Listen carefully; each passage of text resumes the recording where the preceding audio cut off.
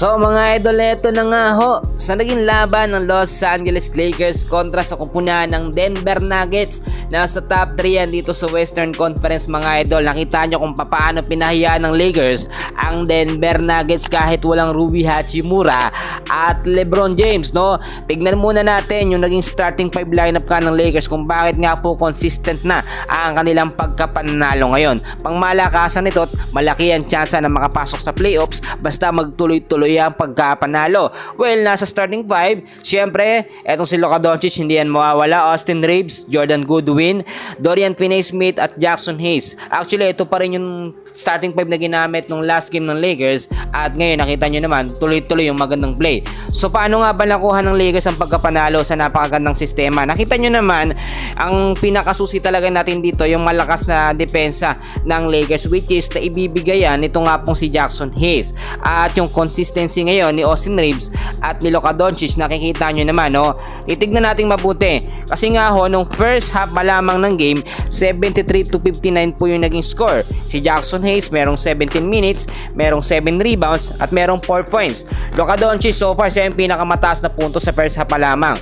20 minutes doon nga po sa first half, 3 rebounds, 4 assists at 25 points. Austin Reeves 19 na minutes, may isang rebound lamang, 4 na assists at 9 points po mga idol. Dorian Finney-Smith 15 minutes, isang rebound, isang assist at 6 points. Si Jordan Goodwin hindi man nakapagtala mga kaibigan ng puntos sa first half, pero kahit papaano naman, no, nagdi-distract niya yung mga kalaban.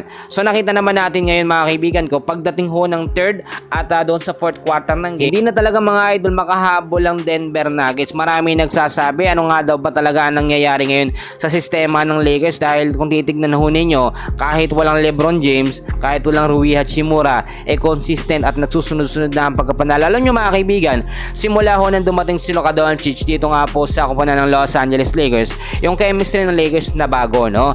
Hindi na sila nahihirapan ngayon mag-adjust. Dati kasi lagi na lamang pag walang Rui Hachimura, pag walang LeBron, etong si Austin Reeves na nagdadala sa play, which is alam naman natin nakakapagdala pa si Austin noon ng 40 points, no? Yung pinakamataas niya nung hindi nakapaglaro si LeBron. Pero nung dumating si Luka Doncic, nagkaroon ng sistema adjustment, lumabas ang tunay na galing. Ito nga pong si Jackson Hayes. Kahit si Christian Coloco mga kaibigan ko, nakita nyo, nakapagtala rin ng puntos doon nga po sa naging game, no, kontra sa Denver Nuggets.